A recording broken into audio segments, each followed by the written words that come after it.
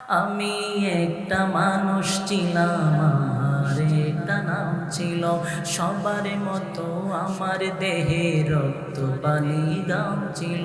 জন্য কবি বলেন, আমি একটা মানুষ ছিলাম, আমার একটা নাম ছিল। সবার মতো আমার দেহে রক্ত পানি ঘাম ছিল। আমি একটা মানুষ ছিলাম, আমার একটা নাম ছিল।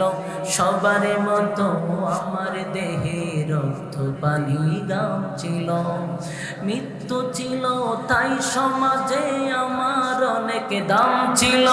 মৃত্যু ছিল তাই সমাজে আমার অনেক দাম ছিল। আমি একটা মানুষ ছিলাম, আমার একটা নাম ছিল।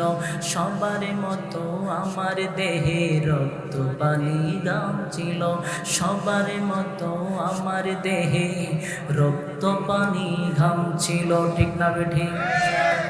নাম ধরে কেউ বলছে না আজ, বলছে মরা লাশ। দাফনে হবে জলদি কখন, নইলে সর্বনাশ। আমার যুবক ভাইরা, মানুষটা যখন মারা যায় রে, তাকায়া দেখবেন ওই মানুষটার আর বেশি করে রাখতে চায় না। ঠিক না বেটি?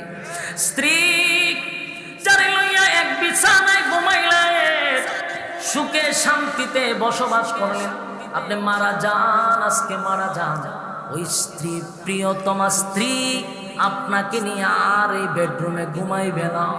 সে আপনাকে বেডরুমে রাখতে চাইবে না, বলবে তাড়াতাড়ি লাশটাকে গোসল করাও। লাশ বলে ডাকবে, সন্তান বাবা বলে আর ডাক দিবে না। স্ত্রী আর স্বামী বলে ডাক দিবে না, নিজের ভাই আর ভাই বলে ডাক দিবে না। তখন সবাই আপনার একটা নাম বলে ডাক দিবে, সেটা হলো লাশ। ঠিক না বেটি? এই জন্য কবি বলেন, নাম ধরে কেউ বলছে না আজ, বলছে মরা লাশ। নাম ধরে কেউ বলছে না আজ, বলছে মরা লাশ। দাফনে হবে জলদি কখন, নইলে সর্বনাশ। দাফনে হবে জলদি কখন, নইলে সর্বনাশ। আমি একটা মানুষ ছিলাম, আমার একটা নাম ছিল। সবার মতো আমার দেহে রক্ত পানি দাম ছিল।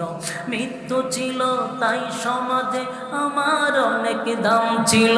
মৃত্যু ছিল তাই সমাজে আমার অনেক দাম ছিল। আমি একটা মানুষ ছিলাম, আমার একটা নাম ছিল।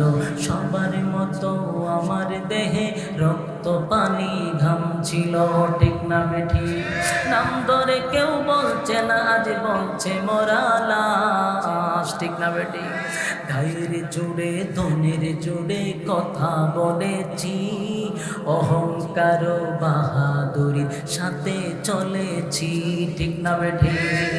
গায়ের জোরে ধনের জোরে কথা বলেছি, অহংকার বাহাদুরির সাথে চলেছি।